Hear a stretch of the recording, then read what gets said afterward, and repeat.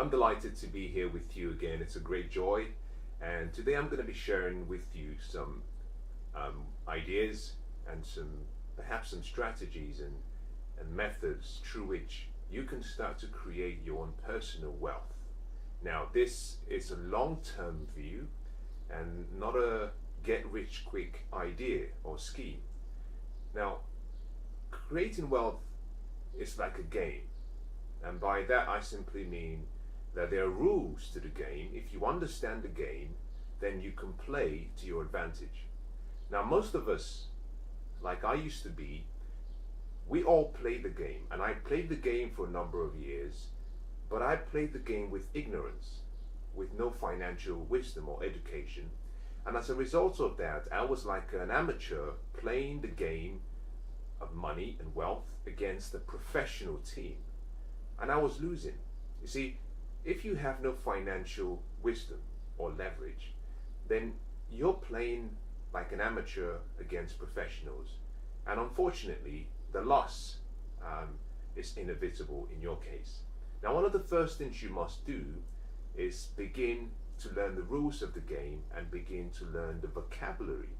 Because, you see, business, wealth, happiness, joy, success, they all have a unique language. And one of the things I learned quite early in my journey was if you want to be successful, study success. If you want to be wealthy, study wealth. If you want to be happy, study happiness.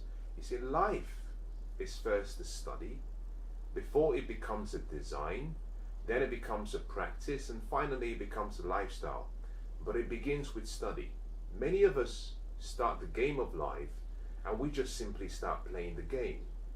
We get to the halfway mark, we look back and we say, it's bad luck. We say fate, destiny. It's none of that. It's a result of your ignorance and my ignorance, and the decisions we've made and the actions we've taken using that ignorance as a foundation. Now, wisdom, on the other hand, allows you to redesign, reconstruct a new foundation. And with that foundation laid, you can start building a really, really rich and dynamic future.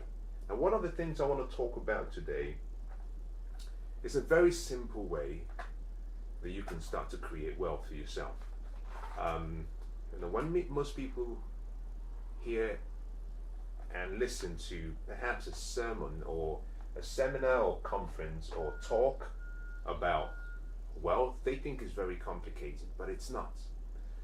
I'm going to be talking about just one particular strategy, and I'm going to use myself and my environment as a reference point. Now, I live in London, and for a number of years I used to rent, and I had this mindset that it was much better to rent than it would be to own your own property for a number of reasons. I was young and I felt that I needed to be free. I felt that having a mortgage was too much of a commitment. I used a number of terminologies, such as the definition of mortgage means debts, and it's a contract until you die. All of those things, unfortunately, restricted me and kept me living a life and leading a life below what I was born to lead. A number of years after that experience, I started to invest in my financial education, and I suddenly started to realize that I'd wasted so many years that I would never get back. You see, if you're renting a property, then your liability, which is money flowing away from you to another person, is someone else's assets, because it's flowing to someone else.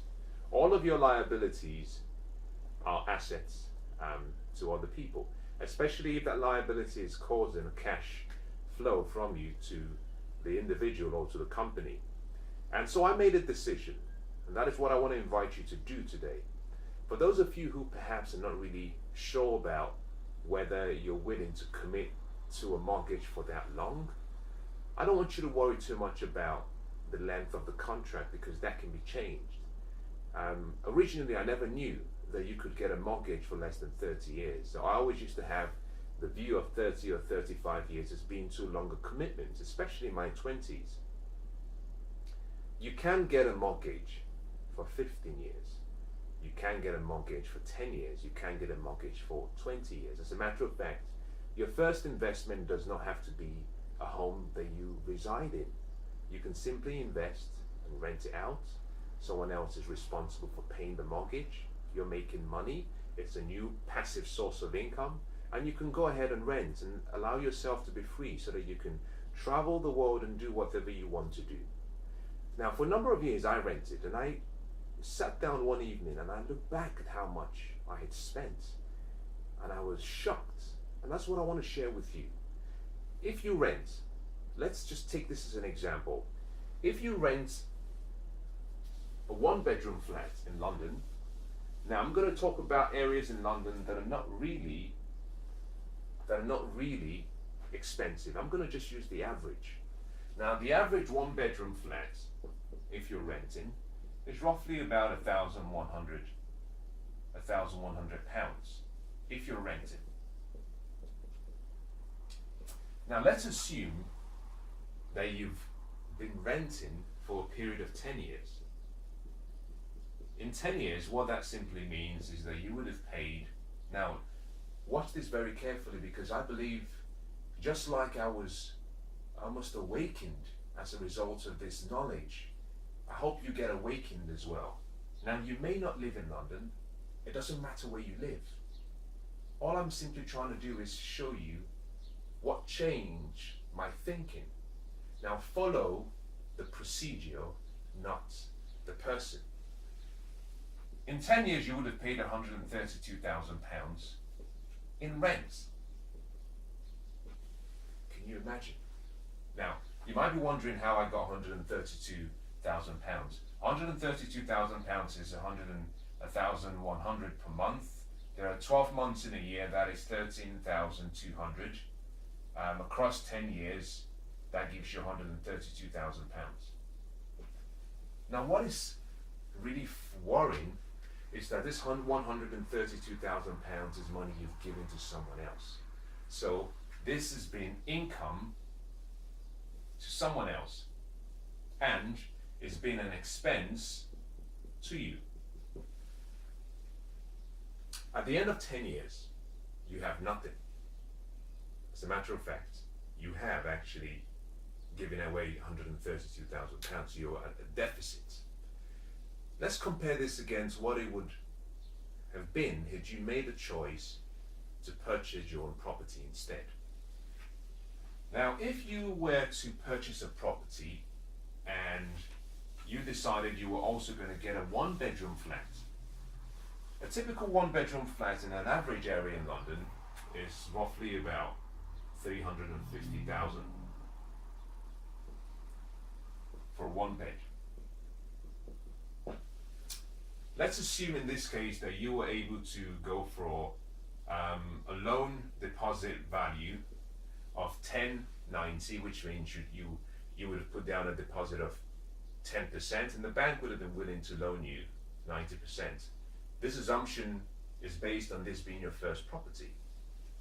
Now, if this was the case, then you would have had to bring up 30,000, and the deposits would be 35,000 rather, and the loan amount from the bank would be 315,000. This becomes your loan. This is your deposit, right? Now, in 10 years, let's assume that this mortgage would have required the payment of the same amount as you were paying in rent. Let's just assume that way. Now, normally, it could be less, but let's just, to keep it very simple, let's assume it's the same amount. If you were paying 1,100 each month as your mortgage, in 10 years, you would have paid £132,000, but this time around, rather than that going to someone else, it's coming to an asset that you own. Now, let me rephrase that statement, because your home is not an asset. I should have said an investment, because it's the bank's asset as a result of the fact that it's costing you money every month and you're paying for it. This £132,000 would have been what you were paying to offset this £315,000. Now, think about this very carefully. You have a loan of £315,000. You've paid £132,000.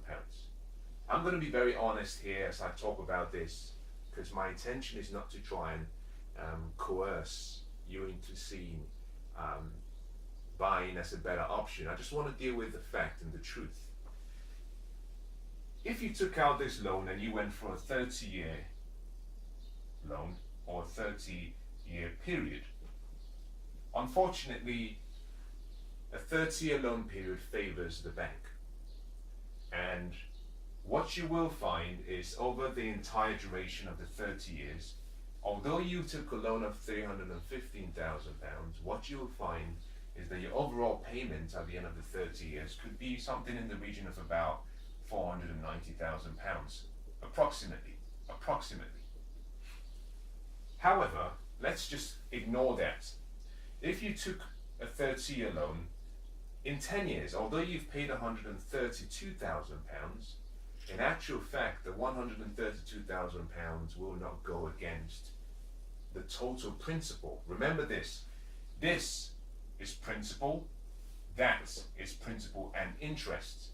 So if you were to look at these two numbers, you might say that the total interest that you would be expected to pay over the entire duration would have been perhaps £175,000, approximately. With a 30-year loan, the £132,000 you've paid doesn't go to your principal. This is based on you taking a mortgage that includes principal and interest. If you've ever listened or if you've seen any of my shows or series where I've talked about how to be financially free, one of the recommendations I provide is that if you own a home, that you should never go for a 30-year loan, because it doesn't favor you. Primarily, most people within the first 10 years will remortgage. They might buy a bigger house, they might move, and the banks understand this whole, what I call a habitual way that we tend to live. And what they do is they schedule and they set up the repayments in such a way that in the first 10 years, they are the ones getting a bulk of what you pay.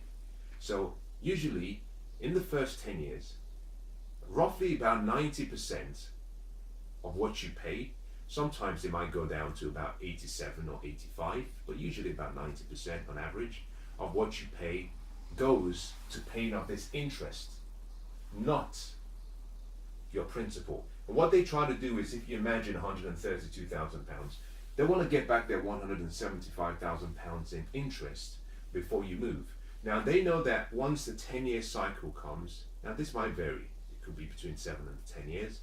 Once that period comes, most people get a bigger house. Because we have this addiction to what we call low payments, what we tend to do is go back again and choose another 30-year loan, which means we start the process again.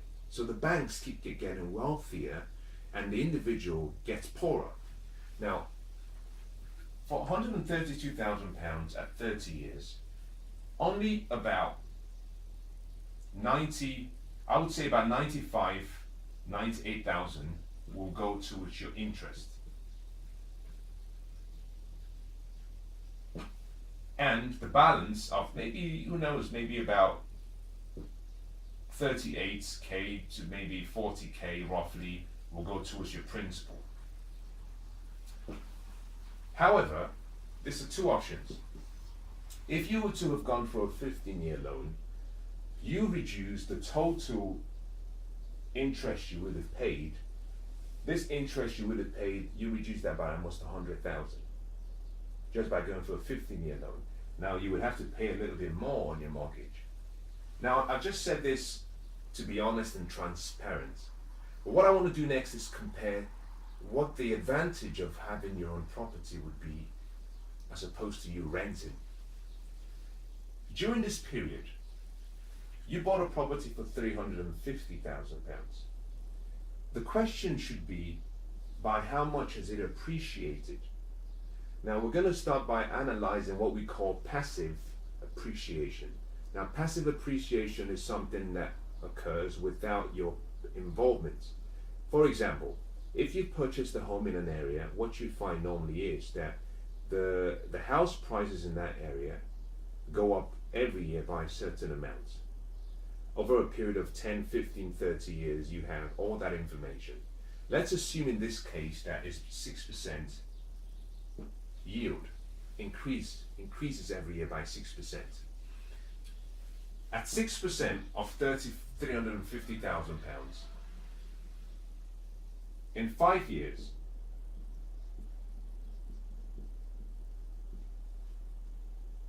if the property increased by 6% every year, this would be roughly about £470,000, approximately. In about 10 years,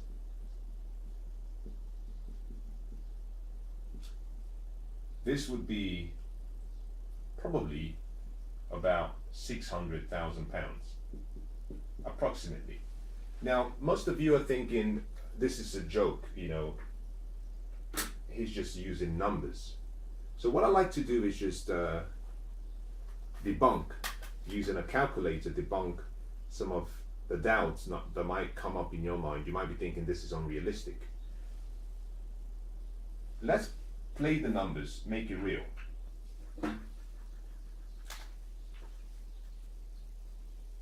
£350,000. By the end of year one, the property will be worth 317.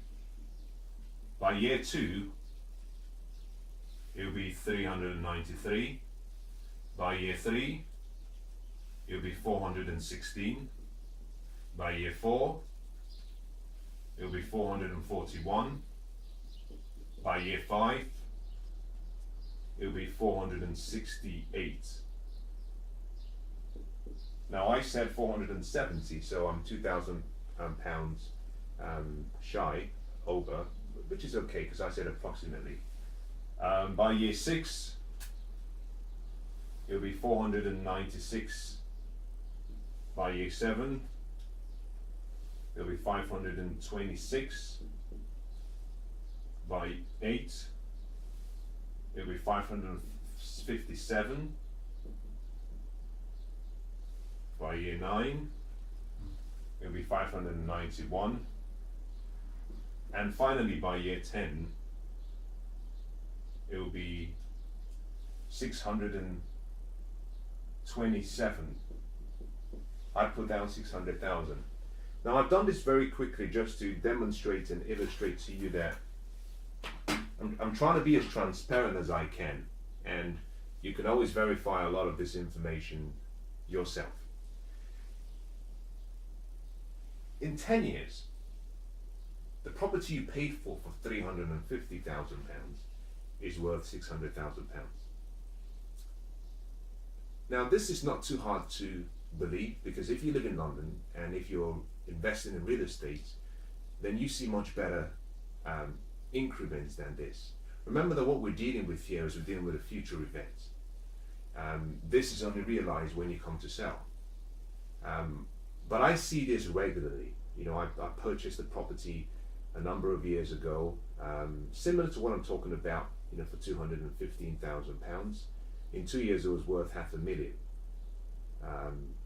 So to go from 350 to 600, which is less than twice its value in 10 years, is not too much or unrealistic.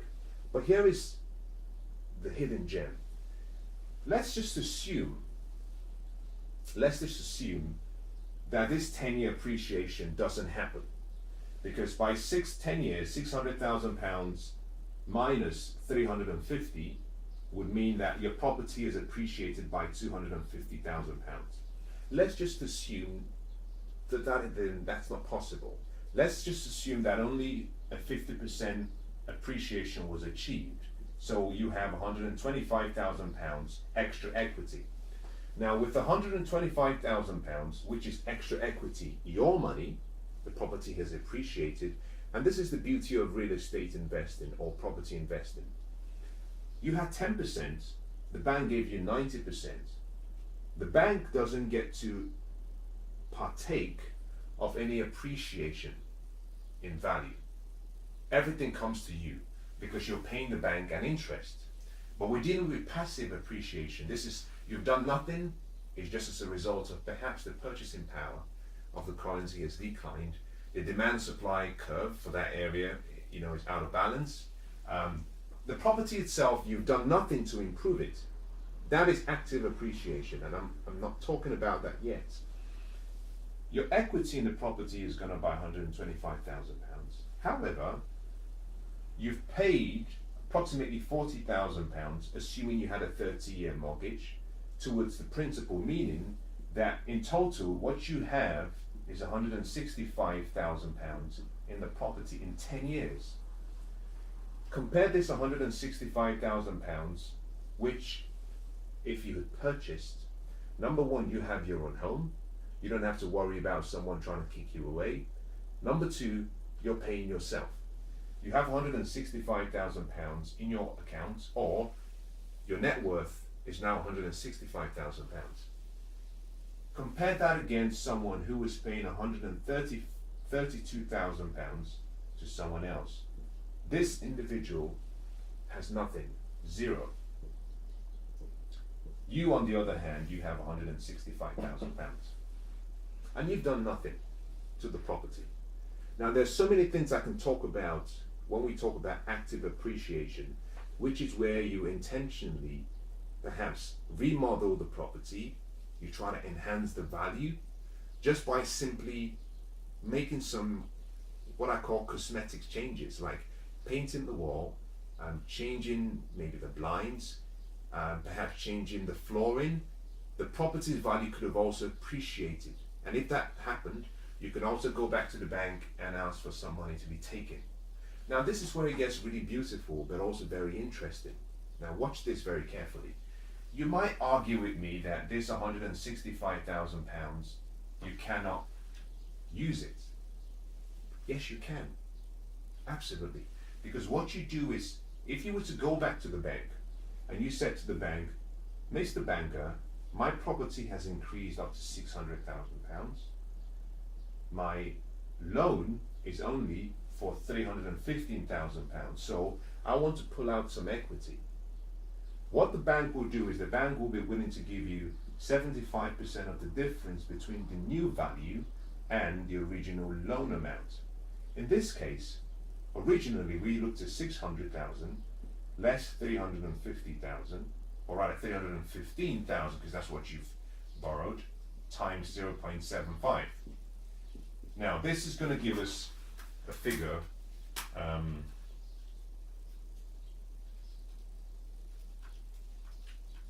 of £213,000. But we did say something. We said, let's assume that we cannot take the full 100%. We said 50%. If you were just simply to say 50% of this amount, this would mean that you have £106,000. Now, can you see that the bank will be willing to give you 100,000 or more, which you can take that money. Now, this is where it gets really beautiful. You can take £100,000 out of this property because it's appreciated in value. You can go to the same bank and say to the banker, well, I want to invest this in another property.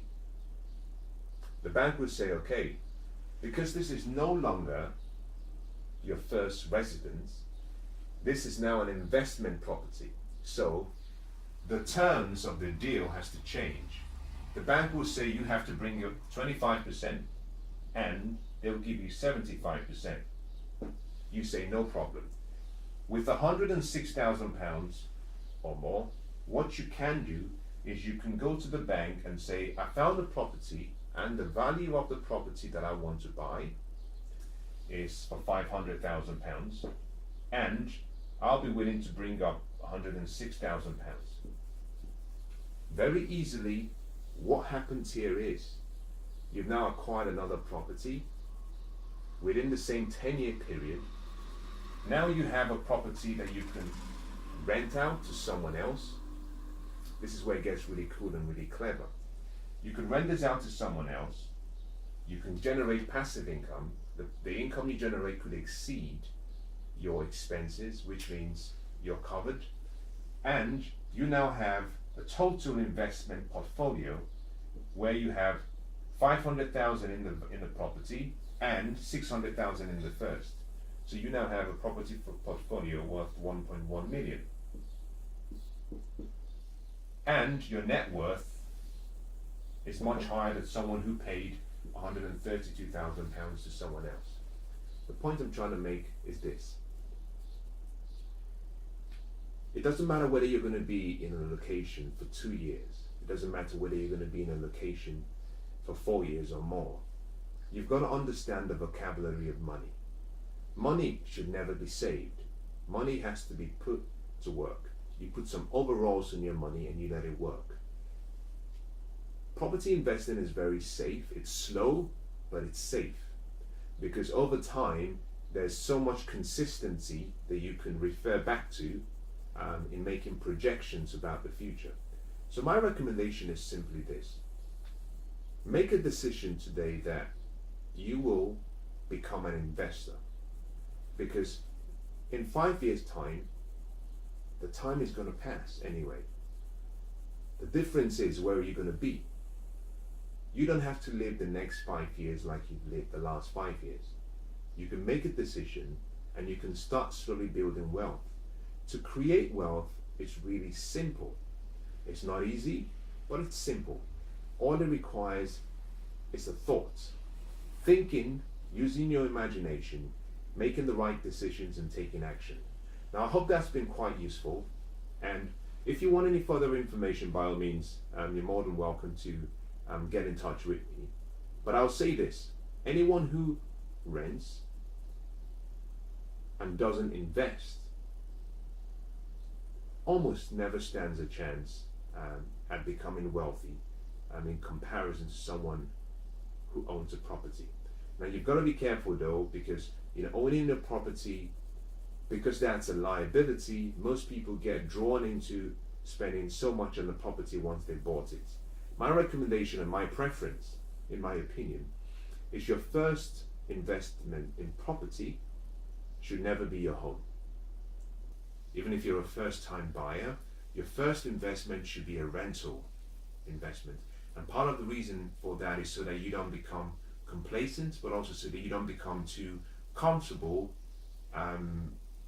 in your home. So you buy your first property, you rent it out, and what you do is, by doing this, you're applying one of the principles of the wealthy.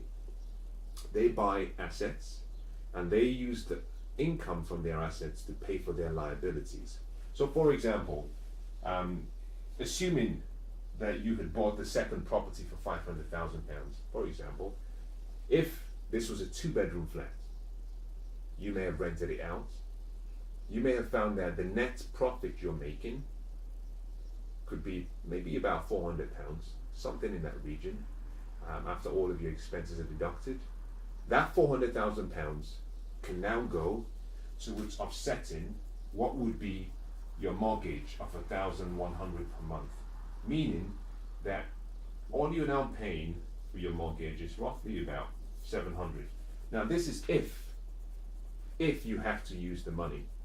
My preference is to apply the true fundamental principle of wealth creation, which is live on less than you earn, invest a portion of what you earn. Once invested, it will start to create interest, it will start to create income.